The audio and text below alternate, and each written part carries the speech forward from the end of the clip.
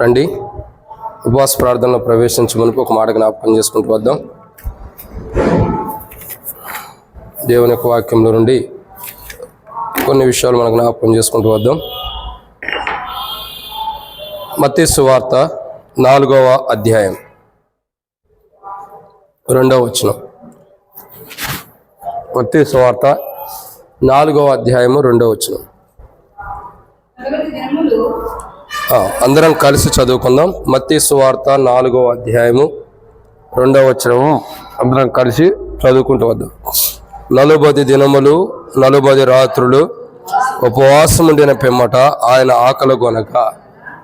కాబట్టి ఇక్కడ రాయబడిన ఒక మాట ఏంటంటే 40 దినములు 40 రాత్రింబగళ్ళు ఏం చేస్తున్నాడు ఆయన? ఉపవాసం ఉండగా. అంటే రాత్రులు 40 రాత్రులు ఉపవాసం ఉండగా, 40 దినములు 40 రాత్రులు ఆయన యొక్క ఉపవాస ప్రార్థన ద్వారా జరుగుతున్నటువంటి కోణాన్ని మనం చూస్తాం. ఎందుకంటే ఆయన ఉపవాస ప్రార్థన ఎంతో విలువైన.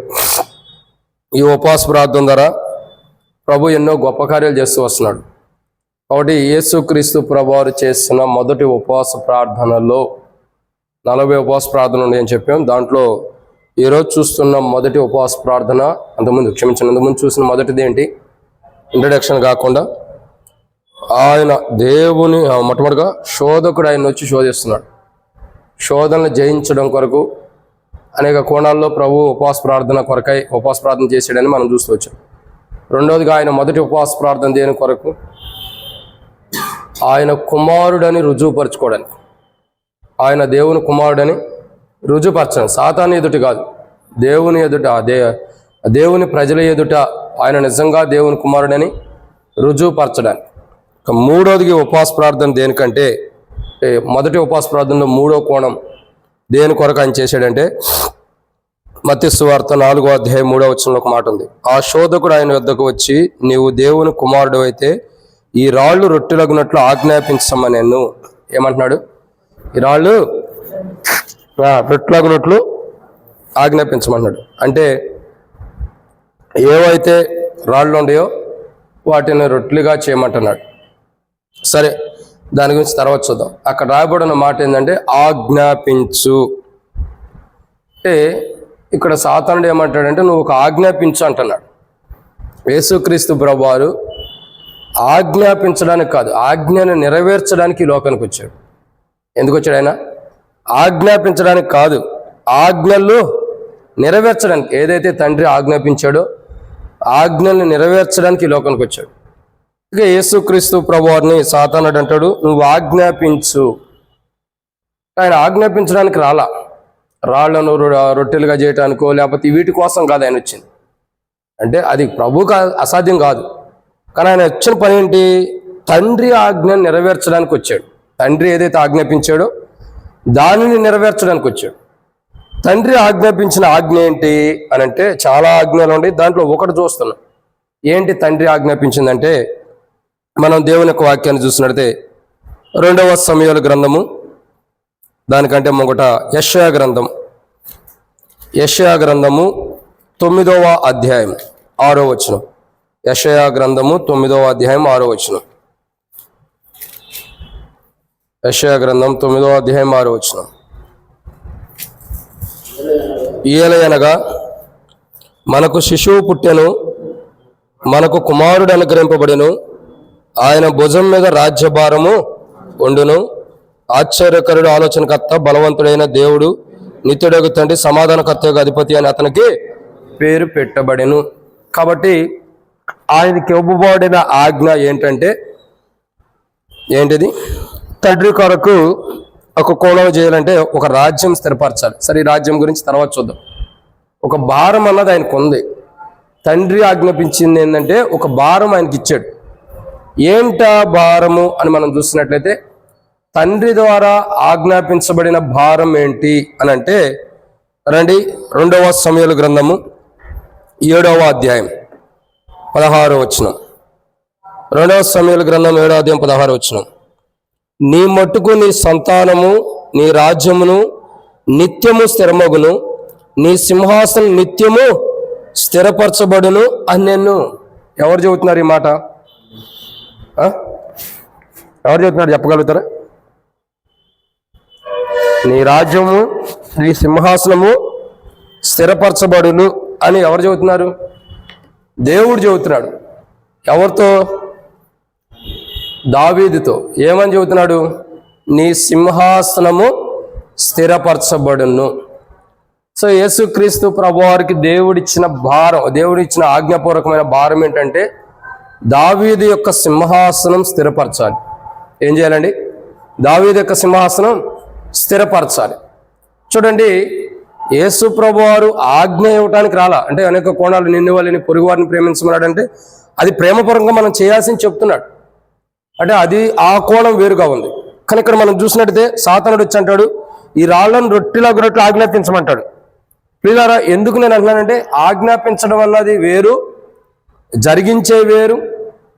ఆజ్ఞలు దేవుని ద్వారా వచ్చేది కోణాలు వేరు. మనంతరం మనం ఆజ్ఞాపించేది వేరు, తండ్రి ద్వారా ఆజ్ఞాపించబడినవి ఈ నెరవేర్చబడేది వేరు.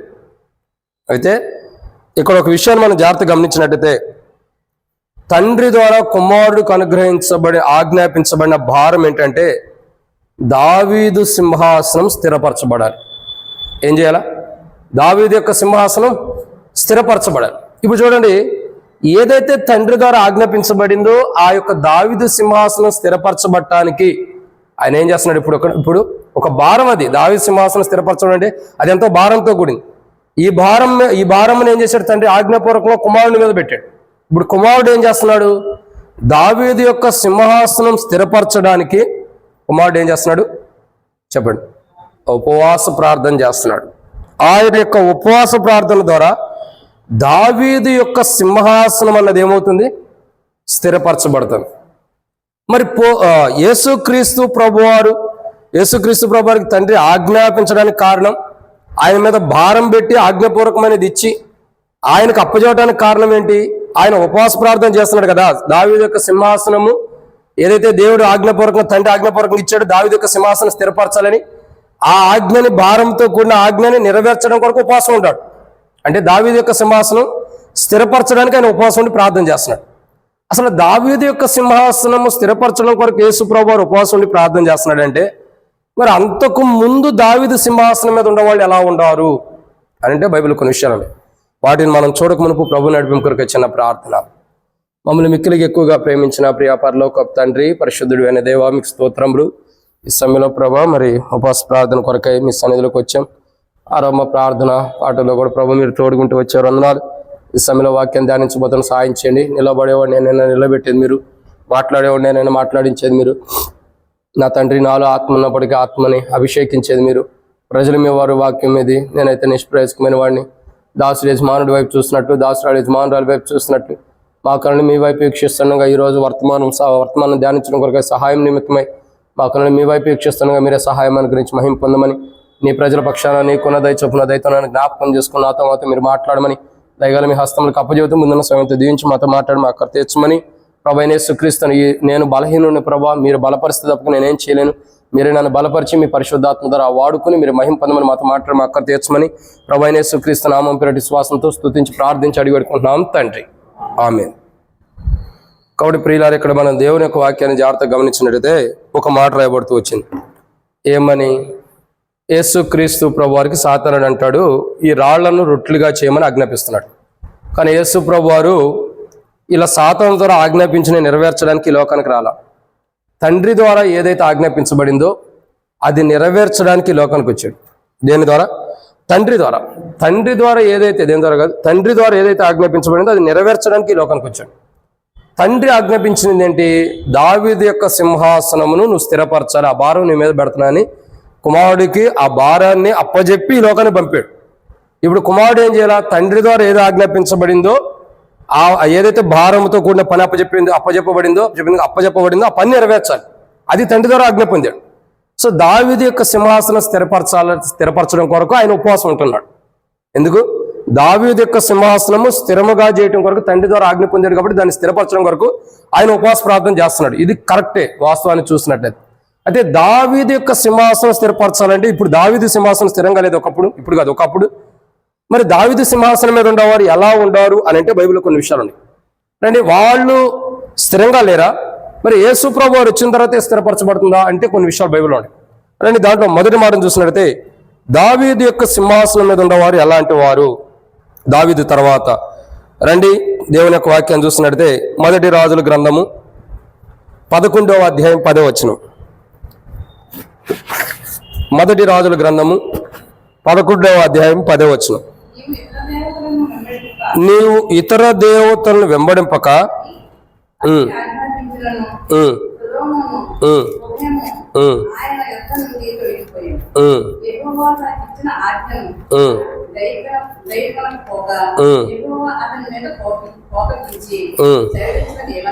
చాలక్క.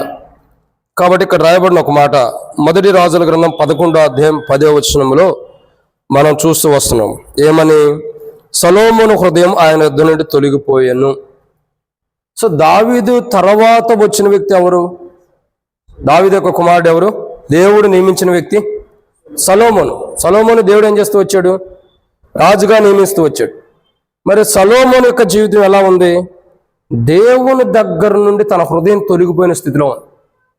చూడండి, ఒక సింహాసనం స్థిరపరచబడాలంటే, ఒక రాజ్యం స్థిరపరచబడాలంటే, అనేక మంది ప్రజలు సంతోషంగా సుఖముగా స్థిరంగా ఉండాలంటే మనము దేవుని దగ్గర నుంచి తొలగిపోకూడదు. ఎక్కడి నుండి? దేవుని దగ్గర నుండి.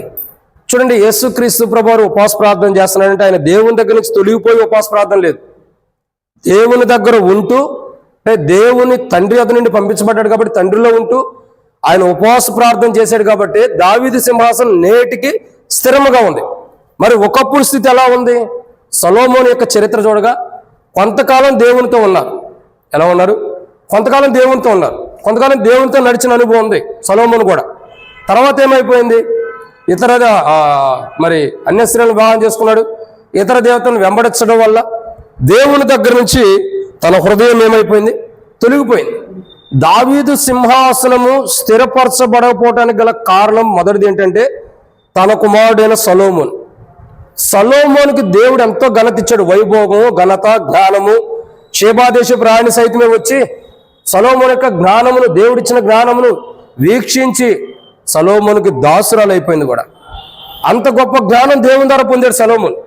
అంత గొప్ప ఆశీర్వాదాన్ని పొందాడు. మరి అంత గొప్ప ఆశీర్వాదాన్ని పొందిన వాడు దాన్ని కాపాడుకున్నట్టయితే సొలొమోను దగ్గర దేవుని సింహాసనం స్థిరంగా ఉండేది. క్షమించండి, దావీదు యొక్క సింహాసనం సొలొమోను దగ్గర దేవుని దగ్గర. కానీ సొలొమోను ఎలా ఉన్నాడు? సొలొమోను స్థితిగతులు చూడగా సొలొమోను హృదయము దేవుని దగ్గర నుంచి తొలగిపోయింది. అందుకే దావీదు యొక్క సింహాసనం స్థిరపరచబడకపోవటానికి గల మొదటి వ్యక్తి ఎవరంటే సొలొమోనే. దావీదు సింహాసనం స్థిరపరచబడలేదు కాబట్టి ఆ సింహాసనాన్ని స్థిరపరచడానికి యోధా గోత్రానికి ఆ సింహాసనం ఇవ్వటం కొరకే యేసుక్రీస్తు ప్రభువు ఈ లోకానికి యోధా గోత్రంలో జన్మించి యోధా గోత్రికుడిగా పిలువబడి ఆ యోధా గోత్రానికి సంబంధించిన దావీదుకి దేవుడిచ్చిన ఆజ్ఞ ఏదైతే ఉందో, నీ సింహాసనం ఖచ్చితంగా నిలబడిదని ఏదైతే చెప్పాడో ఆ మాట మొదటి సమూయేలు గ్రంథం 7వ అధ్యాయం 16వ వచనంలో చెప్పిన మాట నెరవేర్చడం కొరకు యేసుక్రీస్తు ప్రభువుని ఈ లోకానికి పంపాడు. ఆయన యేసు ప్రభువు ఈ లోకానికి వచ్చి ఏం చేస్తున్నాడు? ఉపవాస ప్రార్థన చేస్తున్నాడు. దేనికి? ఆ సింహాసనం స్థిరపరచడానికి. ఇప్పుడు చెప్పండి, సొలొమోను చేయాల్సిన పని ఏంటి? తన తండ్రికి దేవుడు ఆజ్ఞ ఇచ్చాడో, తన తండ్రికి దేవుడు ఏ ఆజ్ఞ అయితే ఇచ్చాడో ఆ ఆజ్ఞని గైకొనాలి సొలొమోను. అందుకే అనేక పర్యాయం ఉండేది, మీరు మీ పితరులు నా హృదయానుసారం నాకు ఇష్టడైనటువంటి నా దాసుడైన దావీదు వలె మీ హృదయం నా ఎదుట లేదని దేవుడు మాట్లాడుతూ వస్తాడు. మీరు దావీదు వలె ప్రవర్తించలేదు, జీవించలేదని దేవుడు మాట్లాడుతూ వస్తాడు. బైబిల్లో ఒక్క చాట ఒక మాట చదివాను ఈరోజు, అంటే ముందు కూడా చదివాను, నాకు ఒక గొప్ప అనుభూతిని ఇస్తూ వచ్చింది. ఏంటో తెలుసా? దావీదు దేవుని ఎదుట ఒక బెత్షెబా విషయంలో తప్పక ఇక ఏ విషయంలో కూడా దేవునిలో యథార్థత విషయంలో ఎక్కడ తప్పిపోలేదంట దావీదు ఒక్క బెత్షెబా విషయం తప్పక దేవునిలో దేవుని ఎదుట ఏ విషయంలో కూడా దావీదు నిజంగా చూడండి, మనిషి అన్న తర్వాత ఏదో తప్పులు చేస్తాం. దావీదు కూడా తప్పు చేశాడు. ఆ తప్పుని బట్టి దేవుడు ఈ భూమి మీదే దావీదుకి భయంకరమైన రీతిలో తీర్పు కూడా అనుమతిస్తూ వచ్చాడు, కొన్ని పరిస్థితులను బట్టి కూడా. సరే, అది అంత తర్వాత సంగతి. చూడండి, దావీదు గురించి ఎంత గొప్ప మాట ఉంది. ఆ ఒక్క లోపం ఉంది, దాన్ని కూడా దేవుడు సరిచేశాడు. కానీ ఆ ఒక్కటి తప్పుగా దావీదు జీవితంలో ఏమీ లేదంట. ఎంత సుందరమైన విధానంలో దావీదు సిద్ధపరచబడ్డాడో చూడండి. దేవునిలో ఎలా ఉన్నాడు. ప్రియులారా, ఇక్కడ మొదటి కోణాన్ని చూస్తున్నాం. యేసు ప్రభు వారు దావీదు సింహాసనం స్థిరపరచడానికి ఉపవాస ప్రార్థన ఎందుకు చేస్తున్నాడంటే తండ్రి ద్వారా ఆజ్ఞ పొందాడు కాబట్టి దావీదు సింహాసనం స్థిరపరచాలి. అందుకని నేను ఉపవాస ప్రార్థన ద్వారా దావీదు యొక్క సింహాసనం స్థిరపరచడం కొరకు ఉపవాస ప్రార్థన చేస్తున్నాడు. ఈ ఉపవాస ప్రార్థన ద్వారా దావీదు యొక్క సింహాసనం స్థిరపరచబడింది. అంతకుముందు దావీదు సింహాసనం ఎలా ఉంది? మొదటి కోణాన్ని చూస్తున్నాం. దావీదు తర్వాత సింహాసనం ఎవరికి వచ్చింది? సొలొమోనుకు వచ్చింది. సొలొమోను ఏం చేస్తూ వస్తున్నాడు? దావీదు కుమారుడైన సొలొమోను కొంతకాలం బాగానే ఉన్నాడు దేవునితో. దేవుడు ప్రత్యక్షమైనప్పుడు అడుగుతూ వచ్చాడు, అయ్యా నీ ఈ ప్రజలను పరిపాలించిన జ్ఞానం ఇమ్మన్నాడు. అంత గొప్ప జ్ఞానాన్ని అడిగినవాడు జ్ఞానవంతుడు. తర్వాత ఏమైపోయింది? హృదయము తొలగిపోయింది. ఇప్పుడు సింహాసనం స్థిరంగా ఉందా లేదా? చెప్పండి, ఇప్పుడు సింహాసనం స్థిరమైందా లేదా? లేదు, ఇప్పుడు స్థిరం కాదు. ఎందుకు? సొలొమోను హృదయం దేవుని దగ్గర నుంచి తొలగిపోయిందంటే అప్పుడు సింహాసనం సరిగా లేదనే కదా అర్థం. సింహాసనము సరిగా లేదు. విచిత్రం చూడండి, మన జీవితంలో కూడా ఆరంభ క్రైస్తవ జీవితాల్లో ప్రార్థన జీవితంలో బాగానే ఉంటాం, కానీ మన ముగింపు దినాలకు వచ్చేసరికి మన సింహాసనాలు బాగోవు. అందుకే ప్రసంగి గ్రంథంలో సొలొమోను అంటాడు, తన స్థితిగతులు బాగాలేదు కాబట్టి దాని గురించి కూడా మాట్లాడతాడు. ఏమని? కార్య ఆరంభం కంటే అంతం మేలు. ఆరంభంలో మనకు సింహాసనం ఉన్నది ప్రాముఖ్యత కాదు, ముగింపులో దేవుడిచ్చిన సింహాసనాన్ని మనం పోగొట్టుకున్నామేమో పరీక్షించుకోవాలి. యేసు ప్రభువారు ఆ సింహాసనం స్థిరపరచడాలని తండ్రి ద్వారా ఆజ్ఞ పొందాడు కాబట్టి ఆ సింహాసనం స్థిరపరచడానికి ఆయన ఉపవాస ప్రార్థన చేశాడు. ఏం చేశాడు? ఉపవాస ప్రార్థన. అందుకే ఆజ్ఞ పొందాడన్న దానికి రుజువేంటి? యేసు ప్రభువారు దావీదు యొక్క చిగురు అని రాయబడుతూ వచ్చింది. ఇంకా యోధా గోత్రపు సింహం అని ఉంది. ఇవన్నీ అంటే ఆ యొక్క ఆజ్ఞ తండ్రి దగ్గర నుంచి పొందుకున్న ఆజ్ఞ కాబట్టి దాంట్లో జన్మించాడు, దాని ద్వారా నా సింహాసనం స్థిరపరిచాడు. ప్రియులారా, ఒక్క విషయం గుర్తుంచుకోవాలి. దావీదు యొక్క సింహాసనము స్థిరపరచబడకపోవడానికి మొదటి కారణం ఎవరంటే సొలొమోను. దానికి కారణం ఏంటి? సొలొమోను వల్ల దావీదు సింహాసనం ఎందుకు స్థిరపరచబడలేదంటే దేవుని దగ్గర నుంచి తన హృదయం తొలగిపోయింది. హృదయం ఏమైంది? తొలగిపోయింది. దేవుని దగ్గర నుంచి హృదయం తొలగిపోవటం ద్వారా దావీదు యొక్క సింహాసనం స్థిరపరచబడలేని స్థితిలో ఉంది. రాత్రి బైబిల్ స్టడీకి ఎంతమంది వచ్చారు? కొద్దిమంది. మీ జీవితంలో, నా జీవితంలో రాత్రి బైబిల్ స్టడీ వర్తమానం చాలా అమూల్యమైనది. మీ జీవితంలో, నా జీవితంలో కూడా రాత్రి విన్నవారికి తెలిసింది ఆ వర్తమానం ఏందన్నది. అనేక దినములు మనం మందిరానికి మానొచ్చేమో, కానీ రాత్రి బైబిల్ స్టడీకి మానేమంటే చాలా తప్పే. అంటే మానినందుకు మిమ్మల్ని నేను తప్పు పడతలా, వర్తమానం మిస్ అయిపోయాం. ఏంటో తెలుసా? అంధకారం మందులే రహస్యములను వెలుగులోకి తెస్తున్నాడంట. అంధకారంలో ఉన్న వ్యక్తిని వెలుగులోకి తెచ్చాడు. తెచ్చిన తర్వాత కూడా ఆ వ్యక్తి అంధకారంలో జీవిస్తున్నాడు. రహస్యంగా పైకి క్రైస్తవుడు, బయటికి రహస్యమైన జీవితాన్ని జీవిస్తున్నాడు. అది ఒకరోజు మధ్యాకాశానికి వచ్చినప్పుడు మనం రహస్యంగా బయటికి క్రైస్తవులు లోపల రహస్యంగా ఏదైతే జీవించే పాప జీవితం, ఏదైతే అపవిత్రమైన జీవితం ఉందో అవన్నిటిని కూడా ఒక్కసారి గట్ట బయట పెట్టినప్పుడు వీళ్ళు క్రైస్తవులేనా అన్న పిలుపు వచ్చేసింది. అంతా మళ్ళీ ఆ బైబిల్ స్టడీ ఇప్పుడు వదిలే, కానీ వినండి, తర్వాత యూట్యూబ్లో కూడా ఉంది. కళ్ళంటే నీళ్ళు తప్ప గేమ్ ఉండవు. అసలు నిజమేనా ఇది జరిగితే నా జీవితం ఏంటన్న భయం ఒకటి ఉండేది. ఇలా జరిగితే నా బ్రతికేంటి? అలా జరిగితే ఇలా ఉపవాసం ఉండ ప్రయోజనం లేదు. అంతే, అంత భయంకరంగా. ప్రియులారా, దావీదు యొక్క దాని సంగతి తర్వాత, దావీదు యొక్క సింహాసనం స్థిరపరచబడకపోవడానికి కారణం, మొదటి కారణం సొలొమోను. ఏంటి? తన హృదయం దేవుని దగ్గర నుంచి తొలగిపోయింది. అందుకే సొలొమోను దగ్గర దావీదు సింహాసనం స్థిరపరచబడలేని స్థితిలో ఉంది. ఈరోజు మన హృదయాలు దేవునిలో నుండి తొలగిపోతే మనకి దేవుడిచ్చేటప్పుడు ప్రభు అన్నాడు కదా, నాతో పాటు జయించబడిన సింహాసనం మీద కూర్చుంటాడని. ఆ ధన్యత మనం పోగొట్టుకుంటాం. ఆ సింహాసనం యోధా గోత్రపు సింహాసనం ఏదైతే ఉందో, అంటే యేసు ప్రభు వారు కూర్చునేది అన్నా కూడా ఎన్ని సింహాసనాల మీద కూర్చున్నా ఎన్ని యోధా గోత్రపు సింహాసనాలే. వాటి మీద అంటే దావీదు యొక్క సింహాసనం మీద మనల్ని కూర్చోబెడుతున్నాడు దేవుడు.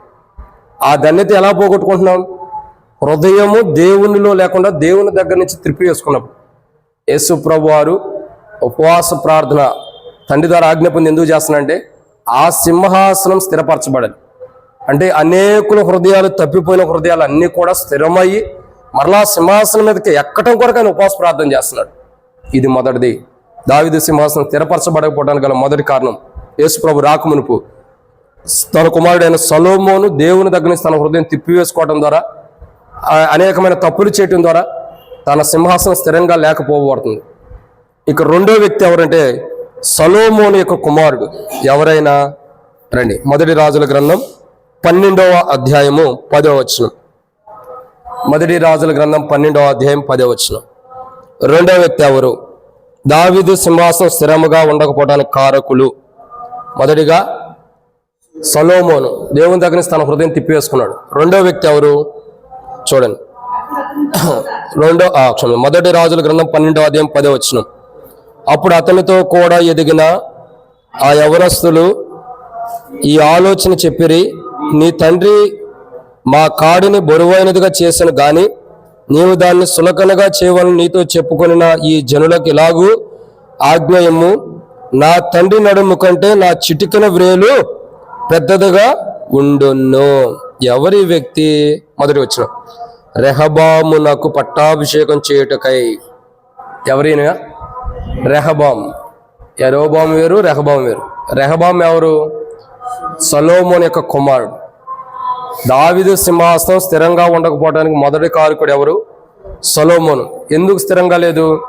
హృదయము దేవుని దగ్గర నుంచి తప్పిపోయి అన్ని దేవతల వైపు తిరిగింది కాబట్టి దేవుడు ఆ సింహాసనం స్థిరపరచడం కష్టమవుతుంది. అక్కడ అంటే దేవుడు స్థిరపరుస్తాడు, కానీ ఆయన జీవితం అక్కడ సొలొమోను జీవితం కష్టంగా ఉంది. దాన్ని బట్టి దేవుడు కాదనుకోవచ్చు. రెండో వ్యక్తి ఎవరు? రెహబాం. రెహబాం చేసింది ఏంటి? అనేక మంది ప్రజలు వారి మీద సొలొమోను కాడిలాగా పెట్టినప్పుడు కొద్దిగా భారంగా పెడుతూ వచ్చాడు కొన్ని పనులు. అయ్యా మీ తండ్రి ఇలా పెట్టాడు, చేసిన అన్నాలు మీ తండ్రికి చేస్తూ వచ్చాము, ఇప్పటికైనా మాకు స్వేచ్ఛ ఉందా, ఏమైనా తగ్గించేది ఉందా అని చెప్పి సొలొమోను కుమారుడైన రెహబాము దగ్గరికి రాజు అయ్యాడు కాబట్టి అతని దగ్గరికి వచ్చి అడుగుతున్నారు. రెహబాం ఏం చేశాడు? తాను దేవుని దగ్గర మొరపెట్ల. ఈ దేవుని దావీదు సింహాసనం, దేవుని సింహాసనం, దావీదు సింహాసనం స్థిరపరచబోవడానికి కారణం ఇదే. రెహబాము ఎవరి దగ్గరికి వచ్చి మొరపెట్టాలా? దేవుని దగ్గరికి వెళ్ళి, దేవా నా తండ్రి ఇలా పలానా వ్యక్తులపైన ఇలా భారంగా పెట్టాడంట, మరి దాన్ని ఏం చేయమంటావు? సులువుగా చేయమంటావా, తగ్గించమంటావా, హెచ్చుగా చేయమంటావా అని దేవుని దగ్గర అడగాలి. కానీ రెహబాం అలా అడగగలిగాడా? లేదు. మరి ఎవరిని అడుగుతున్నాడు?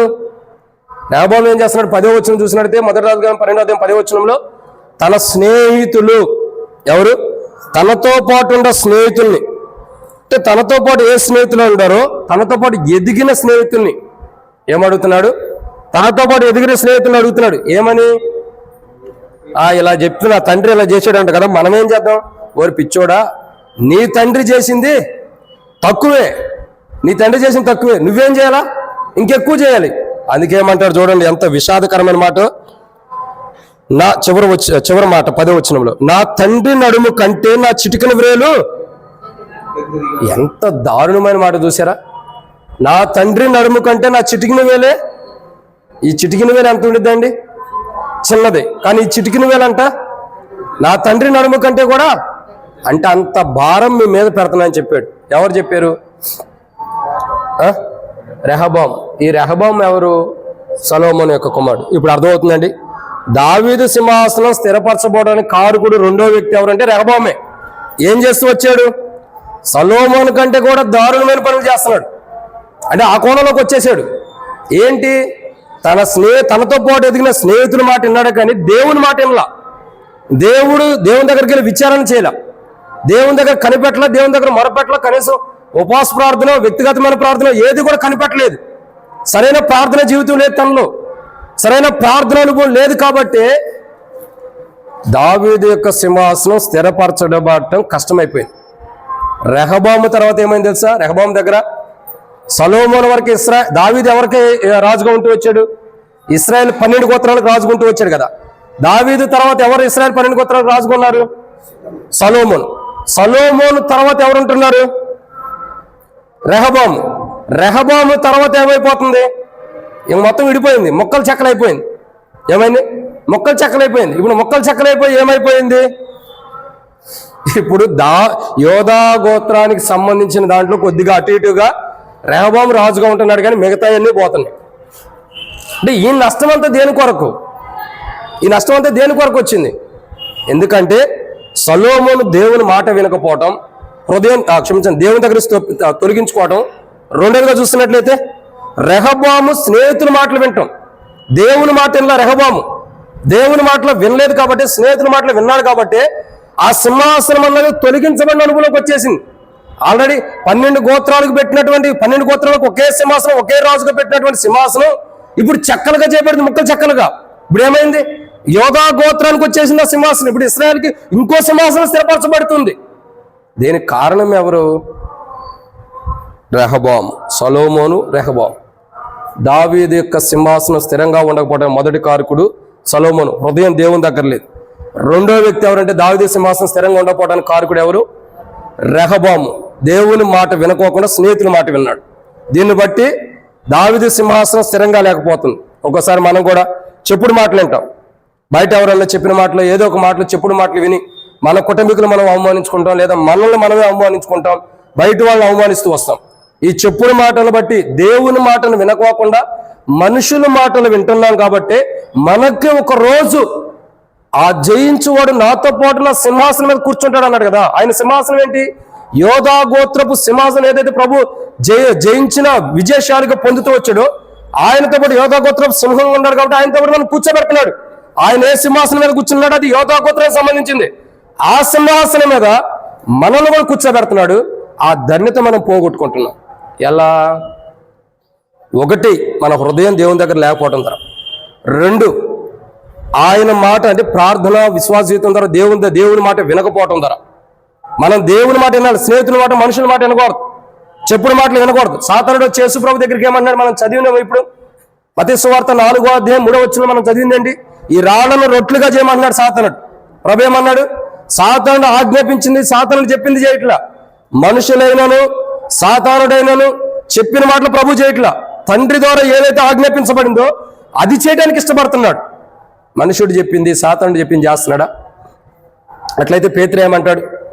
ప్రభా, మొదట నీకు మరణం కాదు నాకు వచ్చును కాక అంటాడు. మరి అట్లయితే మనుషుడి మాట వినాలంటే లెక్క అయితే మొదట పేతురుకి మరణం రావాలిగా, తర్వాత యేసుప్రభుకి రావాలిగా. యేసుప్రభు ఎక్కడైనా ఉన్నాడా? సాతానా నా వెనక పొమ్ము అని చెప్పి పేతురును గద్దించాడు. సాతానా నా వెనక పొమ్ము. మనుషుడి మాట సాతానుడు, మనుషుడి ఆజ్ఞ సాతానుడి ఆజ్ఞకి ప్రభు లోబడలా. మరి ఎవరి ఆజ్ఞ నెరవేర్చడానికి వచ్చాడు? తండ్రి దావీదు సింహాసనం స్థిరపరచాలని ఏదైతే ఒక భారంతో కూడిన ఆజ్ఞ ఇచ్చాడో అది నెరవేర్చడానికి ఈ లోకానికి వచ్చాడు. ఇప్పుడు ఏం చేస్తున్నాడు? అది నెరవేర్చాలంటే ఉపవాస ప్రార్థన అవసరం. తండ్రి ఇచ్చిన ఆజ్ఞ నెరవేర్చాలంటే ఏదో మనం రక్షించబడడం, మారుమనసు బాప్తిసం పొందాం, నెరవేరుస్తామంటే అసాధ్యం. అది ఒక తండ్రి ద్వారా ఒక ఆజ్ఞ పొందినప్పుడు దాన్ని నెరవేర్చాలంటే ఉపవాస ప్రార్థన అవసరం. మన జీవితంలో ఎంతో ఉపవాస ప్రార్థన కావాలి. ఉపవాస ప్రార్థన ద్వారా తండ్రి ద్వారా ఇవ్వబడిన ఆజ్ఞను మనం నెరవేరుస్తాం. యేసుప్రభు అదే చేస్తున్నాడు. ఆయన 40 దినముల ఉపవాస ప్రార్థనలో ఈరోజు ఎన్నో కోణం ఇది? 3వ భాగాన్ని మనం చూస్తున్నాం. 40 దినములు ఆయన చేసిన ఉపవాస ప్రార్థనలో మొదటి ఉపవాస ప్రార్థనలో 40 ఉపవాస ప్రార్థనలు ఉన్నాయి. ఈ మొదటి ఉపవాస ప్రార్థనలో ఉన్న 40 ఉపవాస ప్రార్థనలో 3వ భాగాన్ని ఈరోజు చూస్తున్నాం. ఏంటా 3వ భాగం? తండ్రి ద్వారా ఆజ్ఞ పొందాడు. ఏంటంటే దావీదు యొక్క సింహాసనం స్థిరపరచాలని. ఇది సాతానుడి ద్వారా పొందిన ఆజ్ఞ కాదు, మనుషుల ద్వారా పొందిన ఆజ్ఞ కాదు, తండ్రి ద్వారా పొందిన ఆజ్ఞ నెరవేరుస్తున్నాడు. ఏంటి? దావీదు సింహాసనం స్థిరపరచాలి. ఆ సింహాసనం స్థిరపరచాలంటే అందుముందు ఎలా ఉంది? ఒకటి, ఆ సింహాసనం స్థిరంగా ఉండాలనుకున్నా అది ఎలా ఉంది? హృదయం దేవుని దగ్గర తిప్పేసుకున్నాడు కాబట్టి సొలొమోను ఆ సింహాసనం స్థిరంగా లేని స్థితిలోకి వచ్చేసింది. రెండోదిగా సొలొమోను కుమారుడైన రెహబాము ఏం చేస్తూ వచ్చాడు? చెప్పుడు మాట విన్నాడు, స్నేహితుల మాట విన్నాడు, దేవుని మాట వినలేదు కాబట్టి ఆ సింహాసనం స్థిరపరచబడే కోణంలో లేదు, బలహీనంగా ఉంది. మూడోదిగా మనం చూస్తూ వద్దాం రండి. మూడోదిగా ఎవరు? రండి, రెహబాము యొక్క కుమారుడు. ఎవరైనా? అబియాము. రండి, దేవుని యొక్క వాక్యాన్ని చూస్తున్నట్టే మొదటి రాజుల గ్రంథం 15వ అధ్యాయం 3వ వచనం. మొదటి రాజుల గ్రంథము 15వ అధ్యాయం 3వ వచనం. అతడు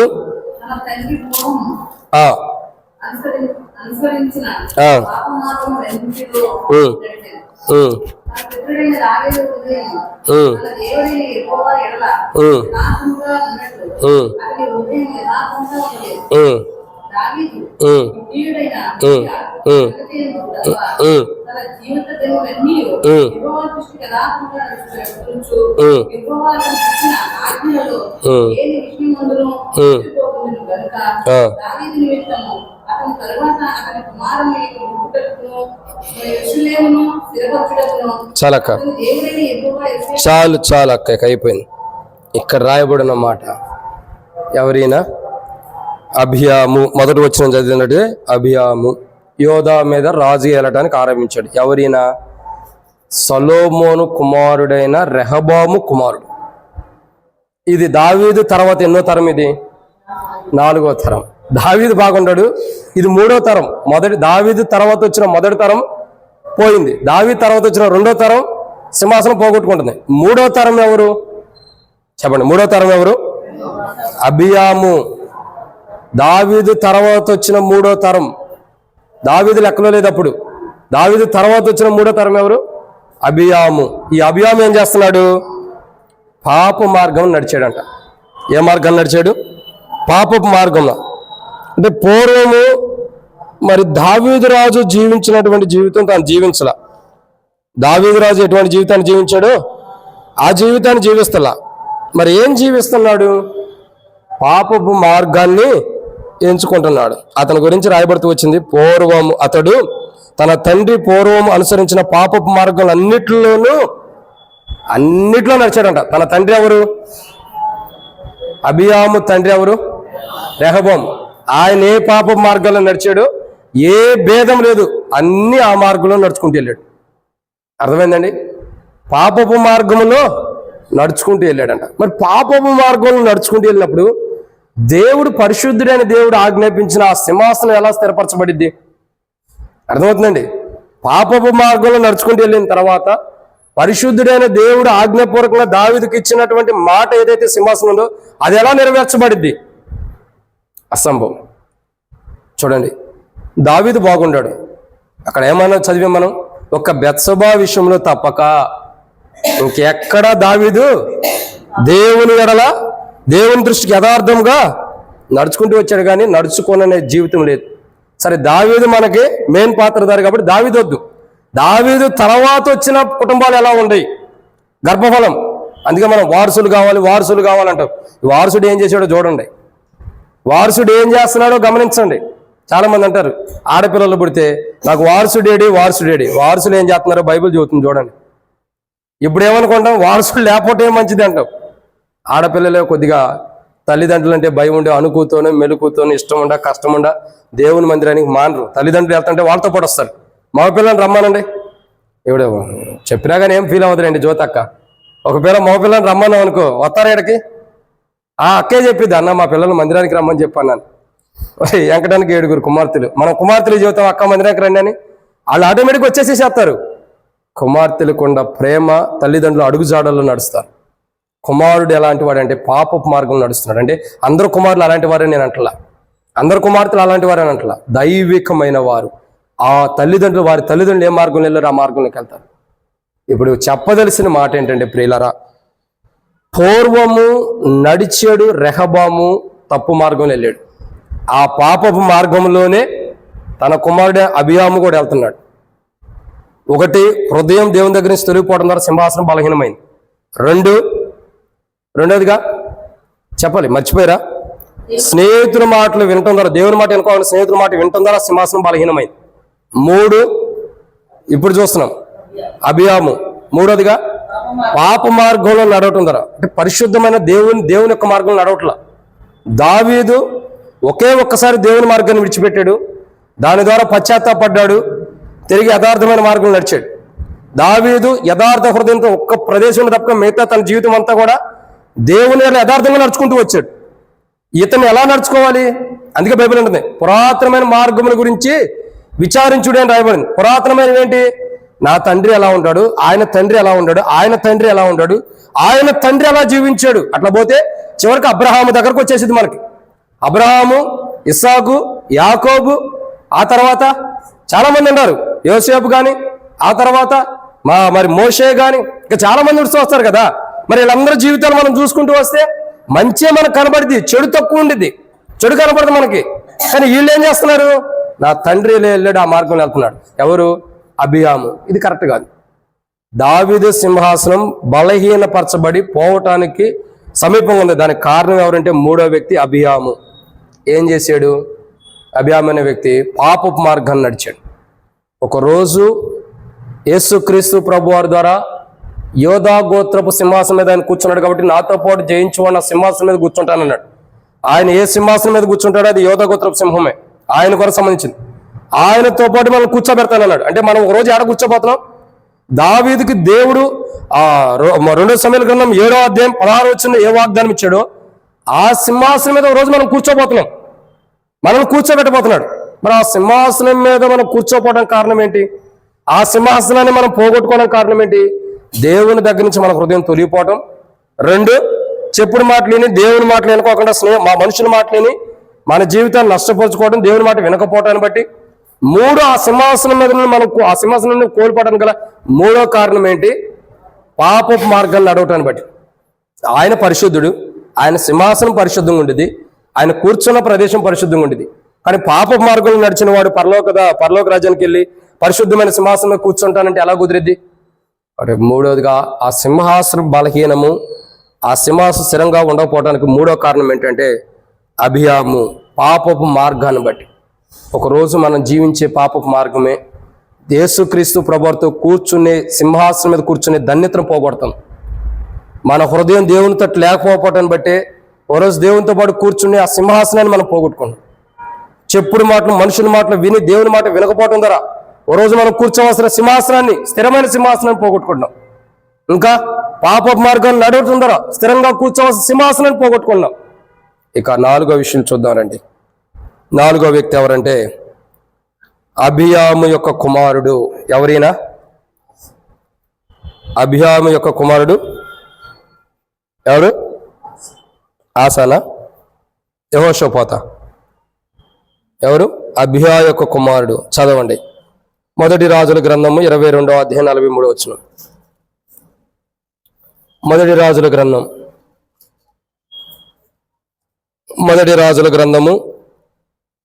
22వ అధ్యాయం 43వ వచనం.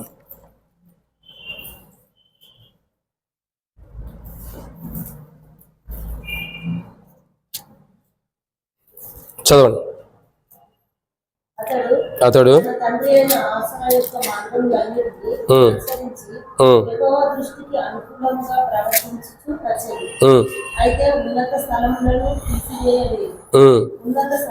చాలక్క. ఇక్కడ మరొక వ్యక్తి ఉన్నాడు. ఎవరు? అబియాము యొక్క కుమారుడు ఎవరు? ఆసా. ఆసా దేవుని దృష్టికి బాగా నడిచాడు. ఇది దావీదు తర్వాత ఎన్నో తరం? ఇది 4వ తరం. ఇది 4వ తరం వ్యక్తి దేవునికి భయపడి మంచిగా నడిచాడు. మరి అతను కుమారుడు పుట్టాడు. ఎవరైనా? ఆసా యొక్క కుమారుడు ఎవరు? ఆసా యొక్క కుమారుడు ఎవరో చదవండి. యెహోషాపాతు అని మనం చూస్తూ వస్తున్నాం. ఎవరు? యెహోషాపాతు. 43వ వచనం ఏం రాయబడుతూ వచ్చింది? అతడు తన తండ్రి అయిన ఆసా యొక్క మార్గములన్నింటినీ అనుసరించి యెహోవా దృష్టికి అనుకూలంగా ప్రవర్తించుచు వచ్చాను. అయితే ఉన్నత స్థలములను తీసివేయలేదు. ఉన్నత స్థలంలో జనులు ఇంకను బలులు అర్పించుచు ధూపం వేయచ్చు నుండిరి. ఏం చేస్తున్నారండి? జీవించే జీవితం బాగానే ఉంది. కానీ అయితే అన్నమాట ఎవరు మాట్లాడుతున్నారు? దేవుని యొక్క వాక్యం ఏమనుంది అక్కడ?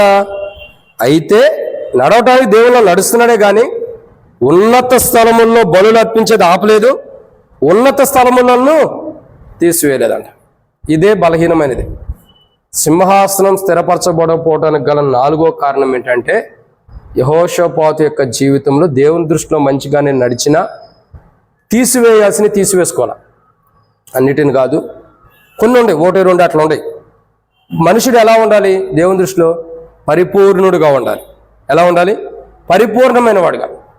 కానీ ఇక్కడ యెహోషాపాతు యొక్క జీవితాన్ని మనం చూసినట్లయితే ఎలా ఉన్నాడు? తీసివేయాల్సినవి కొన్ని ఉండే, తీసివేసుకోలేకపోతున్నాడు. సింహాసనం స్థిరంగా ఉండకపోవడం కారణం ఏంటంటే కొన్ని బలహీనతలు. కానీ ఇది ఒక రకంగా ఆ ఉన్నతమైన స్థలం తీసేయలేకపోయాడంటే అవి కొన్ని కారణాలు ఉన్నాయి. అది తప్పే ఒక రకంగా చెప్పాలంటే దేవుని దృష్టిలో అది కూడా తప్పులే. ఉన్నతమైన స్థలంలో బలు అర్పించడం కానీ ఉన్నతమైన స్థలములను తీసివేయకపోవడం కానీ తప్పులే అని మనం కూడా చెప్పుకోవచ్చు ఒక కోణంలో. అంటే మన జీవితంలో కూడా కొన్ని ఉన్నతమైనవి ఉంటాయి, మన జీవితంలో కొన్ని ఉన్నతమైనవి ఉంటాయి, వాటిని మనం తీసేసుకోలేం. లోకాన్ని ప్రేమించడం, పాపాన్ని ప్రేమించడం, ఎన్నెన్నో ఉన్నతమైనవి ఉంటాయి. అవి మనకు బాగా ఇష్టం, అన్నిటికంటే ఎక్కువ అయ్యే. అన్నిటికంటే దేవునిలో నడుస్తాము, దేవునిలో ఉంటాము, కానీ అవి తీసేసుకోం మనం. అర్థమవుతుందండి? దేవునిలో ఉంటాము, దేవునిలో నడుస్తాము, తీసుకువేసుకోవాల్సినవి తీసేసుకోం. అయ్యే ఉన్నతమని. ఏంటి ఆ ఉన్నతమని? కోపం తీసేసుకోం, అసూయ తీసేసుకోం. ఇంకా రాత్రి చివరి మాట ఏదో చూసి 5వ మాట్లాడుకుంటా బైబిల్ స్టడీలో చెప్తే బాధపడతారు అందరూ కూడా. మా వయసు వాళ్ళే ఉన్నారు ఇక్కడ. ఏమని బైబిల్ స్టడీలో 5వ మాట ఏంటక్క అన్నా? అపవిత్రమైన ముసలమ్మ ముచ్చట్లు. అంటే తప్పుగా అర్థం చేసుకోకుండా, మీరు అందరూ ముసలోళ్ళు గారు, క్రీస్తులో చక్కని వారే, ఇంకా మీరు పాలు తాగే పిల్లలే కాబట్టి మిమ్మల్ని కాదులేండి. ఎలా ఉండేదో చూడండి. అంటే ఇక జీవిత చరిత్ర మనం చూడగా కొన్ని ఉంటాయి మనలో. అపవిత్రమైన మాటలు, వ్యర్థమైన మాటలు, పాపపు ఆలోచనలు, ఇవన్నీ మన దృష్టిలో ఉన్నతమైనవి ఉంటున్నాయి. అవి తీసేసుకోవట్లా మనుషుడు. ఏంటి? దేవుల్లో నడుస్తున్నాం, కానీ పోవాల్సింది తీసేసుకోవట్లా. పేరుకే దేవుని పెట్టడం. మందిరానికి వెళ్తున్నాం, ప్రార్థన చేస్తున్నాం, ఉపవాస ప్రార్థనకి వెళ్ళొచ్చు, సంఘ ప్రార్థనకి వెళ్ళొచ్చు, బైబిల్ స్టడీకి రావచ్చు, ఆరాధనకు రావచ్చు, ప్రత్యేకమైన కూడికలకు రావచ్చు, అన్నిటికీ రావచ్చు, కానీ పేరుకే క్రైస్తుని. కానీ లోపల ఉండే ఉన్నతమైన కొన్ని ఉన్నాయి, అవి తీసేసుకోవట్లే. అవి కోపం అవ్వచ్చు, ద్వేషం అవ్వచ్చు, అసూయ అవ్వచ్చు, కలహం అవ్వచ్చు. సింహాసనం పోవటానికి కారణం ఏంటంటే ఉన్నతమైన తీసేయాలి. అవి తీసేయాలి మనలో నుండి. అది నువ్వైనా నేనైనా సరే. బైబిల్ ఉంది, కోపపడు కానీ దేవుడు కోపపడ్డం అన్నాడుగా బ్రదర్. కోపం ఉంటే ఎట్లా అది పోయిద్ది అని అనొచ్చు. కోపంలో మనం ఏం చేస్తాము? పాపం చేస్తాం. యేసుప్రభు వారు కోపపడ్డాడు, పాపం చేశాడా? ఏడ కోపడ్డాడు యేసుప్రభు వారు తెలుసా? యెరూషలేములో ఇక వీళ్ళిద్దరికైనా తెలిసింది, ఇంకెవరికి తెలీదా? ఇద్దరికైనా తెలిసింది. యెరూషలేమే. నాకు కుమార్తె కూడా చెప్పింది కాబట్టి యెరూషలేమే. ఇంకెక్కడ అంటే మనం అవి కూడా తెలియకపోతే ఎట్లా? తెలిసినట్టు చూడద్దు లేక. మీకు తెలియదని నాకు తెలుసు. యెరూషలేములో దేవుని మందిరాన్ని పాడు చేసినప్పుడు ప్రజలు, నా తండ్రి ఇల్లు సమస్త జనులకు ప్రార్థనా మందిరం అనబడును, కానీ మీరు దాన్ని అక్కడ కోపపడ్డ అనుభవాన్ని మనం చూస్తూ వస్తున్నాం. అంతేగాని అది దేవుని సరి పాడైపోతుందన్న కోపమే, కానీ నేను పాపం చేయాలన్న కోపం కాదు. అట్లాంటి కోపం ఉంటే అది న్యాయపూర్వకమైనదిగా ఉంటుంది. కానీ మన కోపాలు ఎలా ఉంటాయి? పాపం కంటే దారుణంగా ఉంటాయి.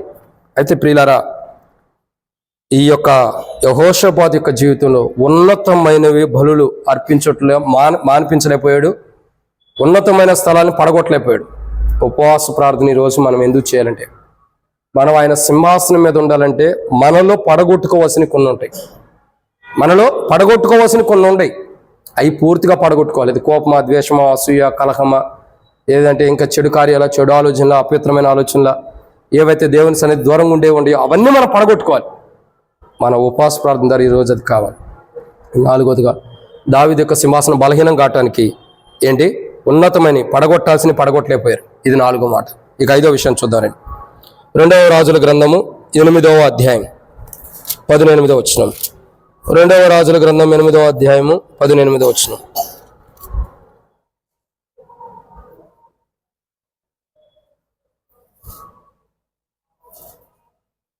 2వ రాజుల గ్రంథం 8వ అధ్యాయం 18వ వచనం.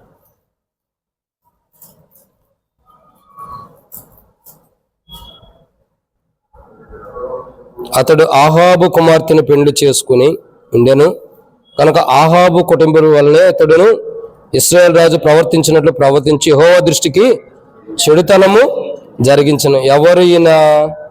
ఆసా కుమారుడు ఎవరు? ఎవరో తెలుసా? యెహోరామును మనం చూస్తాం. ఎవరు ఆసా కుమారుడు? యెహోరాము. ఆసా యొక్క దినముల్లో ఆసా మృతి పొందిన తర్వాత యెహోరాము ఏం చేస్తున్నాడు? రాజ్యం వెళ్తున్నాడు. ఆసా తర్వాత ఎవరు? యెహోరాము రాజ్యం వెళ్తున్నప్పుడు యెహోరాము యొక్క జీవితం గురించి ఇక్కడ రాయబడింది. ఏమని?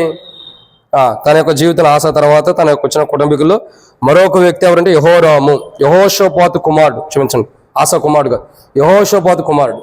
ఎవరు కుమారుడు? ఆసా మంచిగా నడిచాడు కదా. ఎవరు ఏం చూసాం మనం? యెహోషాపాతు యొక్క కుమారుడు ఎవరు?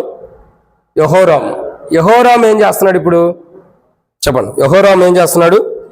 యెహోవా దృష్టికి చెడుతనము చేస్తున్నాడు, జరిగిస్తున్నాడు. అంటే తన జీవితం మొత్తం అదే జరిగిస్తున్నాడు. యెహోవా దృష్టికి చెడుతనమే జరిగిస్తూ వస్తున్నాడు. మంచిదంటూ తన జీవితంలో లేదు. తన జీవితంలో దేవుని దృష్టిలో మంచిదంటూ లేదు. దావీదు జీవితంలో ఒకటే చెడుతనం ఉంది, దాన్ని దేవుడు సరిచేసాడు. కానీ ఇతని జీవితంలో ఎలా ఉంది? యెహోవా దృష్టికి చెడుతనం జరిగిస్తూ వస్తున్నాడంట. అందుకే దావీదు యొక్క సింహాసనము స్థిరముగా ఉండకపోవటానికి కారణాలు ఏంటంటే ఈ 5 వ్యక్తులు. ఇంకా చాలా మంది ఉన్నారు. ఈ 5 వ్యక్తులు మనం చూస్తున్నాం. ఎందుకు స్థిరంగా ఉండలేదు? ఒకటి, దావీదు తర్వాత వచ్చినటువంటి కుమారుడు సొలొమోను హృదయం దేవుని దగ్గర స్థిరంగా లేదు కాబట్టి సింహాసనం బలహీనమైంది. రెండో వ్యక్తి ఎవరు? సొలొమోను కుమారుడైన రెహబాము ఏం చేస్తున్నాడు? స్నేహితుని మాట వింటున్నాడు, దేవుని మాట వింటలేదు కాబట్టి సింహాసనం బలహీనమైంది, స్థిరంగా అవ్వలేకపోతుంది. మూడో వ్యక్తి ఎవరు? అబియాము. అబియాము ఏం చేస్తున్నాడు? అబియాము పాపపు మార్గం నడిచాడు కాబట్టి ఆ సింహాసనం స్థిరంగా అవ్వకుండా బలహీనమైపోతుంది. నాలుగో వ్యక్తి ఎవరు? యెహోషాపాతు. యెహోషాపాతు ఏం చేస్తున్నాడు? ఉన్నత స్థలములు పడగొట్టలేదు, బలులు అర్పిస్తూ వస్తున్నారు కాబట్టి పడగొట్టలేదు కాబట్టి సింహాసనం బలహీనమవుతుంది. ఇక ఐదో వ్యక్తి ఎవరు? యెహోరాము. యెహోరాము ఏం చేస్తున్నాడు? దేవుని దృష్టికి చెడు నడుస్తున్నాడు. హృదయం స్థిరంగా లేదు, చెప్పుడు మాట్లాడుతున్నారు, దేవుని మాట్లాడట్లా, పాపపు మార్గం నడుస్తున్నారు, పడగొట్టుకోవట్లేదు, ఇంకా దేవుని దృష్టికి చెడుతనం చేస్తూ వస్తున్నారు, చెడ్డ జీవితాన్ని జరిగిస్తూ వస్తున్నారు. దీన్ని బట్టి దావీదు సింహాసనం స్థిరముగా లేదు. ఇప్పుడు యేసు ప్రభువారు మరి ఉపవాస ప్రార్థనకి దీనికి సంబంధం లింక్ ఏంటంటే, ఇలా వీళ్ళు జీవించి ఆ సింహాసనాన్ని స్థిరంగా చేసుకోలేకపోయారు. ఆ సింహాసనం స్థిరపరచడానికి యేసు ప్రభువారు ఏం చేశాడు అంటే 40 దినములు ఉపవాస ప్రార్థనలో ఒక కోణం ఏంటంటే దావీదు యొక్క సింహాసనం స్థిరపరచబడాలి. ఇది తండ్రి యొక్క ఆజ్ఞ. దావీదు యొక్క సింహాసనం స్థిరపరచడానికి ఆయనకు భారం ఇచ్చాడు. ఆ భారం ఏంటంటే దావీదు యొక్క సింహాసనం స్థిరంగా పడాలి. మనం యెషయా గ్రంథం 9:6 చదివాం కదా, ఆయన భుజం మీద రాజ్యభారం ఉందని. అంటే ఆయనకు ఒక భారం ఆజ్ఞ ఇచ్చాడు, ఈ భారం భరించాలని. ఏంటి ఆ భారం? దావీదు యొక్క సింహాసనం స్థిరపరచాలి. ఆ సింహాసనం స్థిరపరచబడకపోవడానికి కారణం ఏంటి? హృదయం సరిగా లేదు, ఇంకా చెప్పుడు మాట్లాడుతున్నారు, పాప మార్గం నడుస్తున్నారు, ఇంకా పడగొట్టుకోవట్లేదు, తీసేసుకోవట్లేదు, ఇంకా చెడు మార్గాన్ని అనుసరిస్తున్నారు. తద్వారా దావీదు సింహాసనం స్థిరంగా లేదు. ఇప్పుడు స్థిరపరచాలంటే ఏం కావాలా? హృదయం దేవుల్లో ఉండాలా? చెప్పుడు మాటలు ఎవరి మాటలు వినకూడదు, దేవుని మాటలు వినాలి, ఇంకా పాపం మార్గం నడవకూడదు, ఇంకా చెప్పండి, ఇంకా పడగొట్టాలా, ఇంకా చెడు జీవించకూడదు, చెడుతనము జరిగించకూడదు. యేసు ప్రభువారు ఉపవాస ప్రార్థన ద్వారా దావీదు సింహాసనం స్థిరపరచడానికి ఆయన ఉపవాస ప్రార్థన చేస్తున్నాడు. ఎందుకు? ఆయన హృదయం దేవునిలోనే ఉండాలి. ఆయన పాప మార్గం వెళ్ళకూడదు, ఆయన చెప్పుడు మాటలు వినకూడదు, ఆయన ఉన్నత స్థలంలో ఏ బళ్ళు అయితే పడగొట్టే స్థితిలోకి వచ్చేయాలి. సాతాను సింహాసనం ఎక్కడుందో దాన్ని పడగొట్టాలి. ఇంకా దేవుని దృష్టికి చెడు నడవకూడదు. యేసు ప్రభువారు హృదయం స్థిరము, మాటలు దేవుని మాటలు విన్నాడు, పాప మార్గం నడవలేదు, పడగొట్టాల్సిన సాతాను పునాదులు పడగొట్టాడు, చెడు మార్గం నడవకోకుండా మంచి మార్గం దేవుని యొక్క మార్గంలో అనేకులు నడిపిస్తూ వచ్చాడు ఆయన నడిచి. సో ఇలా ఉండటం కొరకు, ఇలా ఉండాలి కాబట్టే యేసు ప్రభువారు హృదయం బాగుంది, దేవుని మాటలు వింటూ వచ్చాడు, ఇంకా ఆ పాప మార్గం నడవలేదు, పడగొట్టాల్సిన సాతాను పునాదులు పడగొట్టాడు, చెడు మార్గంలో నడవకుండా జీవించుకోకుండా ఒక మంచి మార్గంలో జీవించాడు. కాబట్టి ఈయన జీవించిన జీవితము యోధా గోత్రంలో ఈయన పుట్టి జీవించాడు. మీరు అర్థం చేసుకోండి. ఇంకెన ఏ గోత్రంలో పుట్టి ఇలా జీవించిన యోధా గోత్రానికి కష్టమే. ఏ గోత్రంలో పుట్టి ఇలా జీవించినా యోధా గోత్రానికైతే స్థితిగతులు కష్టంగానే ఉండే. అందుకే సొలొమోను కానీ, రెహబాము కానీ, ఇంకా అబియాము కానీ, ఇంకా యెహోషాపాతు కానీ, యెహోరాము కానీ సింహాసనాన్ని స్థిరపరుచుకునే జీవితాన్ని వాళ్ళు జీవించాల. ఇప్పుడు ఆ గోత్రంలో నుండి యేసు ప్రభు జన్మించి ఆ దేవుడు ఏ దేవుడైతే 2 సమూయేలు గ్రంథం 7:16 దావీదుకు వాగ్దానం ఇచ్చాడు, సింహాసనం స్థిరపరుస్తానని, ఆ సింహాసనం స్థిరపరచడం కొరకు మనలాంటి మానవ స్వభావాన్ని ధరించుకుని రిక్తునిగా చేయబడి యోధా గోత్రంలో జన్మించి దావీదుకు దేవుడిచ్చిన వాగ్దానము ఆ వాగ్దానం నెరవేర్చడానికి తండ్రి ద్వారా ఆజ్ఞను పొంది, అంటే నువ్వు నెరవేర్చనే ఆజ్ఞని పొంది ఈ లోకానికి వచ్చి దావీదు యొక్క గోత్రంలో జన్మించి ఆ యొక్క గోత్రములో ఆ సింహాసనం స్థిరపరచడానికి ఆయన హృదయం స్థిరపరచుకున్నాడు. పాప మార్గం వెళ్ళలేదు, చెప్పుడు మాటలు వినలేదు, ఇంకా సాతాను పునాదులను అలాగే ఉంచిన వాటిని పడగొట్టాడు. చెడు జీవితాన్ని జీవించుకోవడం, మంచి జీవితాన్ని జీవించాడు. వీటన్నిటిని బట్టి దావీదు యొక్క సింహాసనం స్థిరపరచబడింది. ఇప్పుడు అర్థమవుతుందండి. అందుకే ప్రార్థన దావీదు యొక్క వేరు చిగురు అని రాయబడుతూ వచ్చింది. ఎవడు తీలేకుండా, ఎవడు ముయ్యలేకుండా బలమైనటువంటి ముద్ర వేయబడినటువంటి స్థితిలో, తెరవగలిగిన వాడు, ముయ్యగలిగిన స్థితిలో ఉన్న దావీదు యొక్క వేరు చిగురు అని రాయబడుతూ వచ్చింది. ఎందుకు? ఆయన దావీదు యొక్క గోత్రంలో పుట్టి, అంటే యోధా గోత్రంలో పుట్టి, దావీదు గోత్రం అంటే యోధా గోత్రంలో పుట్టి దావీదు యొక్క సింహాసనం స్థిరపరచడానికి ఈ లోకానికి వచ్చి ఆయన ఉపవాస ప్రార్థన చేస్తున్నాడు. ఆయన ఉపవాస ప్రార్థన ద్వారా, ఇప్పుడు చెప్పండి, మనం కూడా యేసు ప్రభువు మనకిచ్చే సింహాసనం మీద మనం కూర్చోవాలంటే మనం ఏం చేయాలా? మన హృదయం దేవునిలో ఉండాలి. దాని కొరకు మనం ఉపవాస ప్రార్థన చేయాలి. 2, మనం చెప్పుడు మాటలు అనుకోకుండా దేవుడి మాటలు వినటం కొరకు మనం ఉపవాస ప్రార్థన చేయాలి. 3, ఏంటిది? మనం పాప మార్గంలో నడవకోకుండా దేవుని మార్గంలో నడవటం కొరకు ఉపవాస ప్రార్థన చేయాలి. 4, మనలో సాతాను ఏవైతే వేర్లు పేరుకుపోయి ఉన్నాయో ఆ సాతాను వేర్లు పునాదులతో కూడా పెలిగించబట్టడం కొరకు ప్రార్థన చేసుకోవాలి. 5, ఈరోజు ఉపవాస ప్రార్థన దేనికి? చెడు మార్గంలో మనం నడవకుండా మంచి మార్గంలో నడవటానికి. ఈ 5 ప్రాముఖ్యమైన అంశాలు ఎప్పుడైతే ఈ ఉపవాస ప్రార్థన ద్వారా మనం పొందుకోవడానికి ప్రార్థన చేసుకుంటామో, ఈ ఉపవాస ప్రార్థన ద్వారా ఈ 5 విషయాలు ఎప్పుడైతే మనం పొందుకుంటామో, అప్పుడు ఆయన ఏదైతే దావీదుకి నీ సింహాసనం స్థిరంగా ఉండిద్ది అన్నాడో ఆ సింహాసనం మీద మనం కూడా యేసు ప్రభు వారితో పాటు కూర్చుంటాం. ఆ సింహాసనం మీద మనం ఇక్కడ కాదులేండి, ఓ రోజు మధ్యాకాశానికి వెళ్ళిన తర్వాత ఆయన ద్వారా మనం బహుమానం పొందుకోకుండా నరకానికి వెళ్ళిపోతే ఆ సింహాసనం మీద కూర్చోకపోయినప్పుడు అప్పుడు ఈరోజు ఉపవాస ప్రార్థన గుర్తొచ్చింది. ఎప్పుడు గుర్తొచ్చింది? నిజంగా నరకానికి వెళ్ళిన తర్వాత మనకు గుర్తొస్తుందా రాదా? ఎట్లా వచ్చింది చెప్పండి మీరు? వచ్చిద్ది అన్నారు. ఎట్లా వచ్చింది? ఏమన్నా రెఫరెన్స్ చెప్పగలుగుతారా? అసలు మనకు గుర్తుండిద్దా లేదా? ఎలా గుర్తుండిద్ది అని మీరు చెప్పగలుగుతారు? అందుకే అన్నా రైట్. అది తెలిసి ఈ యొక్క నర్సాపూర్ నుండి ఎత్తబడేవాడు అంటే అందరినీ నేను నష్టపోతారని నేను అన్ను. అట్లా వాక్య ప్రకారం మనసులో పెట్టుకున్న వాళ్ళే. ఎంత నేను చెప్పాలనుకున్నా చెప్పేశాడు ఎలీషన్న. ఎవరు? ధనవంతుడు. ఎక్కడుండి జ్ఞాపకం చేసుకున్నాడు? నరకంలో ఉండి అబ్రహామా అని జ్ఞాపకం చేసుకుంటున్నాడు. అంటే అబ్రహాం ఎవరో గుర్తెరిగాడు. లాజరు ఎలాంటి వాడో గుర్తెరిగాడు. అంటే చేసిన తప్పేంటో గుర్తెరిగాడు. నీ లాజర్ యొక్క బొటన వేలు నీటిలో ముంచి నా నాలుగు మీద ఓ చెక్కేయమన్నాడు. ఎందుకు? అది గుర్తెరిగాడు ఏం తప్పు చేశాడు. ఈరోజు ఏ వర్తమానం చెప్పామో ఆ సింహాసనం పోగొట్టుకుని నరకంలోకి వెళ్ళి ఎట్లా కాలిపోతున్నామో, కాలిపోయేటప్పుడు ఈ సింహాసనం గురించి చెప్పబడిన ఆ సింహాసనం గురించి, స్థిరపరచబడే సింహాసనంకి ఎక్కాలంటే ఎలా ఉండాలన్నది ఉపవాస ప్రార్థన చేసుకోండి అని చెప్పిన మాటలు నరకంలో గుర్తొస్తాయి. ఇప్పుడు మనకు గుర్తుండవు. అంటారు కదా, అన్న నువ్వు చెప్పిన వర్తమానం ఎమ్మటే మర్చిపోతున్నాను అన్న అంటాం. మర్చిపోతానండి. ఇప్పుడు మర్చిపోయే స్వభావం మనకు ఉంది. ఒకరోజు గుర్తుండదు, మర్చిపోయింది కూడా గుర్తొచ్చింది. నేను కూడా అప్పుడప్పుడు ఏం చెప్పాలనుకున్నా వాక్యం అయితే మర్చిపోవట్లేదు, కానీ ఇంకా ఎవరితో ఏదైనా మాట్లాడాలనుకుంటే మర్చిపోతాను. వాక్యం మర్చిపోవట్లేదు. మళ్ళీ అదేందో నాకు అదృష్టం. నేనే జ్యోతక్కంది మాకు వాక్యం మర్చిపోతాము, నీకు ఆ వాక్యమే గుర్తుందంటాను. నిజమే, నాకు వాక్యమే గుర్తుండిద్ది, మిగతా అన్నీ మర్చిపోతాను. నేను మిగతాని ఎవరితో మాట్లాడాలనుకున్నా మర్చిపోతాను. నా తోటి వాళ్ళతో కూడా ఏదైనా చెప్పాలనుకున్నా మర్చిపోతాను. మళ్ళీ ఏమేంటి అనుకున్నా ఆలోచన తెచ్చుకునే టైం అయిపోయింది నాకు.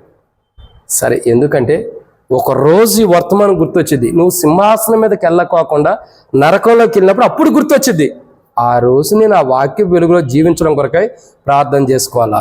అది ఎలాంటి ప్రార్థన? యథార్థమైన ప్రార్థన నేను చేయాలి. అర్థమవుతుందండి. దావీదు సింహాసనం స్థిరపరచడానికి తండ్రి ద్వారా ఆజ్ఞ పొంది యేసు ప్రభువు ఈ లోకానికి వచ్చి ఆ దావీదు సింహాసనం స్థిరపరచడానికి ఉపవాస ప్రార్థన చేస్తున్నాడు. ఆ సింహాసనం స్థిరపరచాలంటే ఏదో వచ్చాము స్థిరపరుస్తామంటే కుదరదు. మందిరానికి వచ్చిన మాత్రం స్థిరం అవ్వదు. ఉపవాస ప్రార్థన క్రయధనం అవసరం. ఆయన తండ్రి ద్వారా దావీదు యొక్క సింహాసనం స్థిరపరచు, నువ్వే స్థిరపరచాలి అన్న ఆజ్ఞ పొందాడు. కాబట్టి ఆజ్ఞ నెరవేర్చడానికి ఉపవాస ప్రార్థన చేసి ఆ ఉపవాస ప్రార్థన ద్వారా సిలువలో సాతాను యొక్క పునాదులన్నిటిని కూలద్రోసి వీటన్నిటిని జయించి మళ్ళా దావీదు యొక్క సింహాసనాన్ని మొదట దావీదుకి రెండవ సమయాల గ్రంథం 17వ అధ్యాయం 16వ వచనంలో ఏ మాట ఇచ్చాడో ఆ మాట సిలువ కార్యం ద్వారా సిలువ తర్వాత యేసు ప్రభువారు స్థిరంగా స్థిరపరిచాడు. ఎన్ని రోజులు పట్టిందో చూడండి ఆ సింహాసనం పరిపూర్ణమైన స్థిరత్వం కలిగి ఉంటారు. కొన్ని సంవత్సరాలు, వందల వేల సంవత్సరాలు పట్టింది. దావీదు సరే మనకు అదేందుకు గుర్తుండదు. యేసుప్రభు వచ్చి ఎన్ని సంవత్సరాలు, యేసుప్రభు రాకముందు ఎన్ని సంవత్సరాలు, అన్ని సంవత్సరాలన్నీ కూడా దావీదు సింహాసనం బలహీనంగానే ఉంది. యేసుప్రభు వారు వచ్చి తండ్రి ద్వారా ఆజ్ఞ పొంది ఆజ్ఞ నెరవేర్చడానికి లోకానికి వచ్చి ఆజ్ఞ తండ్రి ద్వారా పొందిన ఆజ్ఞ నెరవేర్చాలంటే ప్రార్థన, ఉపవాస ప్రార్థన అవసరం. కాబట్టి ఉపవాస ప్రార్థన కలిగి ఆ బలము ద్వారా తండ్రి ఆజ్ఞ ఏదైతే పొందాడో ఆ సింహాసనం స్థిరపరచాలని ఆజ్ఞను పొందాడు. కాబట్టి ఆజ్ఞ నెరవేర్చడానికి ఉపవాస ప్రార్థన చేశాడు. ఆ ఉపవాస ప్రార్థన ద్వారా సిలువలో సాతాన్ని జయించాడు, అన్నిటిని జయించాడు, ఆ సింహాసనాన్ని స్థిరపరిచాడు. ఈరోజు మనకి తండ్రి ఇచ్చే సింహాసనం మనం నెరవేర్చుకోవాలంటే ఈరోజు మనకి ఇవ్వబడిన ఆజ్ఞ ఏంటంటే, మనకి ఇవ్వబడుతున్న ఆజ్ఞ ఏంటి? కుమారుడు ఆజ్ఞ నెరవేర్చడానికి ఉపవాస ప్రార్థన చేశాడు. మనం కూడా మన సింహాసనం తండ్రితో పాటు మనం కూర్చోవాలి అంటే కుమారుడితో పాటు మనం కూర్చోవాలంటే ఆ సింహాసనం మీద మనం ఉండాలంటే, ఆ సింహాసనం మనం స్థిరంగా ఉండాలంటే మనం కూడా ఉపవాస ప్రార్థన చేయాలి. ఏంటి ఆ ఉపవాస ప్రార్థన? ఆజ్ఞిస్తున్నాడు. హృదయం సరిగా ఉంచాలి. రెండోదిగా చెప్పుడు మాటలు వినకూడదు, దేవుని మాటలు వినాలి. మూడోదిగా పాప మార్గం నడవకూడదు, దేవుని మార్గం నడవాలి. నాలుగోదిగా పడగొట్టుకోవాలి, నిలబెట్టుకోకూడదు. 5 చెడ్డ మార్గం నడవకూడదు, మంచి మార్గం నడవాలి. ఇవి 5 ప్రాముఖ్యమైన విషయాలు మనం చేస్తే మనకి తండ్రి కుమారుడు ద్వారా ఇవ్వబడుతున్న సింహాసనాన్ని మనం పొందుకోగలుగుతాం. స్థిరమైద్ది మనకి. అది మనం జీవించినప్పుడు వాటి కొరకు ఉపవాస ప్రార్థన మనం చేసుకోకుండా వాటిని కలిగి ఉండనప్పుడు సింహాసనం ఉండదు, ఏముండదు, నరకంలోనే మనం కాలిపోతాం. కాబట్టి అట్లు దావీదు యొక్క సింహాసనం శాశ్వతంగా నిలబెట్టడం కొరకు ఆయన ఉపవాస ప్రార్థన చేసుకున్నాడు, తండ్రి ద్వారా ఆజ్ఞ పొందాడు. ఈరోజు మనకి ఇవ్వబడిన 5 అంతల అనుభవాలు మనం పొందడం కొరకై మనం ఏం చేయాలా? ఉపవాస ప్రార్థన ద్వారా తండ్రి ద్వారా మనకి ఇవ్వబడుతున్న సింహాసనాన్ని కుమారుడితో పాటు కూర్చున్న సింహాసనం ఏదైతుందో అది స్థిరంగా మనం పొందడం కొరకు ఈరోజు మనం ఏం చేయాలా? ఉపవాస ప్రార్థన. ఆ రోజు యేసు ప్రభు ఉపవాస ప్రార్థన చేసి దావీదు సింహాసనాన్ని స్థిరపరిచాడు. ఈరోజు మన ఉపవాస ప్రార్థన ద్వారా మనకి కుమారుడు ఇవ్వబోతున్న సింహాసనాన్ని స్థిరపరచుకుందాం. పోగొట్టుకుందామా? స్థిరపరచుకోవాలంటే ఏం చేయాలా అక్క? చెప్పండి పెద్దగా. మంచి పాట. ఒకటన్నా గుర్తుపెట్టుకున్నావు, వందనాలు. వదిలించుకోవాలి, హృదయం సరి చేసుకోవాలి, చెప్పుడు మాటలు వినకూడదు, దేవుని మాట వినాలి. ఎవడో నీతిమంతుడు లేడు, దేవుడు ఒక్కడే నీతిమంతుడు, ఆయన మాట వినాలి. పాప మార్గం నడవకూడదు, పడగొట్టాల్సిన పడగొడదాం, చెడు మార్గం వెళ్ళకుండా ప్రభు మార్గం వెళ్దాం. ఇలా ఈ 5 అంతల అనుభవం హృదయము సరిగా ఉండటం కొరకు, చెప్పుడు మాటలు వినకుండా దేవుని మాటలు వినటం కొరకు, ఇంకా పాప మార్గం నడవకుండా ఉండటం కొరకు, పడగొట్టాల్సిన పడగొట్టుకోవడం కొరకు, ఇంకా ఆ చెడు మార్గం నడవకుండా ఉండటం కొరకు, వాటిలో జీవించుకొని ఉండటం కొరకు ఈరోజు ఉపవాస ప్రార్థన చేద్దాం. ఇవన్నీ మనం చేస్తే మన కొరకు సింహాసనం స్థిరంగా ఉండేది. లేకపోతే మీరు కూర్చున్న కుర్చీలు కూడా మీకు ఉండవు, అవి కూడా ఇరిగిపోతాయి. అవి కూడా ఇరిగిపోకుండా మంచిగా ఉండటం కొరకు మనకి ప్రభు ఇస్తానన్న సింహాసనాన్ని మనం పొందుకోవడం కొరకు ఈరోజు ఉపవాస ప్రార్థన చేద్దాం. మనకి ఇవ్వబడిన ఈరోజు ఇవ్వబడిన ఆజ్ఞ అదే. ఆజ్ఞని మనం నెరవేర్చడం కొరకు ఉపవాస ప్రార్థన చేయాలి. ఏదైతే 5 మాటలు చెప్పినాయో 5 ఒకే కోణంలో ఉండే ఆజ్ఞ. ఈ 5టిని మనం నెరవేర్చడం కొరకు ఈ ఆజ్ఞ మనకి ఇచ్చాడు. హృదయం సరి చేసుకోండి, పాప మార్గం వెళ్ళొద్దు, చెప్పుడు మాటలు వినొద్దు, పడగొట్టాల్సిన పడగొట్టుకోండి, దుష్టి మార్గం వెళ్ళొద్దు, మంచి మార్గం చెడు మార్గం వెళ్ళకుండా మంచి మార్గం వెళ్ళమన్నాడు. ఈ 5 ఆజ్ఞలు ప్రభు ద్వారా ఏది పొందాం. ఈ ఆజ్ఞాపూర్వకమైన మాటలు మనం జీవితాల్లో నెరవేర్చడం కొరకు ఉపవాస ప్రార్థన చేద్దాం. ఈ ఎప్పుడైతే నెరవేరుస్తామో మనకి ఇవ్వాల్సిన సింహాసనం అది. ఇప్పుడు చెప్పండి, యేసు ప్రభు వారి మొదటి ఉపవాస ప్రార్థనలో 40 ఉపవాస ప్రార్థన, 40లో ఈరోజు 3వ ఉపవాస ప్రార్థన చూద్దాం. ఏంటి 3వ ఉపవాస ప్రార్థన? దేని కొరకు? సింహాసనం స్థిరంగా ఉండటం కొరకు. దావీదు సింహాసనం, మన సింహాసనం స్థిరంగా ఉండటానికి మనం కూడా ఉపవాస ప్రార్థన చేద్దాం. ఆయన ఉపవాస ప్రార్థన చేసి దావీదు సింహాసనం స్థిరపరిచాడు. మనం ఉపవాస ప్రార్థన చేసుకుని మన సింహాసనాన్ని కుమారుడు ఇచ్చే సింహాసనం స్థిరపరచుకుంటాం కొరకై వాటి విషయంలో వరకు ఏం అవసరం ఉండే వాటి కొరకు ఉపవాస ప్రార్థన ద్వారా వాటిని పొందుకున్నాం. అంటే ఉపవాస ప్రార్థన మనం చేయనట్లు మన కొరకు ఇవ్వబడుతున్న సింహాసనాన్ని మనం స్వతంత్రించుకుని దాన్ని పోగొట్టుకోకుండా శాశ్వతంగా, అదే సొలొమోను లాంటి జీవితం కాకుండా, రెహబాము, అబియా లాగా, యెహోషాపాతు, యెహోరాము లాంటి జీవితం మనం జీవించుకోకుండా యేసు ప్రభువారి లాగా ఉపవాస ప్రార్థన చేసి మనకు ఇవ్వబడుతున్న సింహాసనం మనం పొందుకోవడం కొరకు ఈరోజు ఉపవాస ప్రార్థన చేద్దాం. అటు ఉపవాస ప్రార్థన మనము ఇది మన కుటుంబీకులకి అందరూ కూర్చోవడానికి లేదండి, మన వరకే ఎవరికారు వ్యక్తిగతమైన ప్రవహిస్తున్న సింహాసనం స్థిరపరచుకోవడం కొరకు ప్రార్థన చేద్దాం. అట్లు ప్రార్థన చేయనట్లు ప్రభు మనకి సాయం చేయను గాక. ఆమేన్.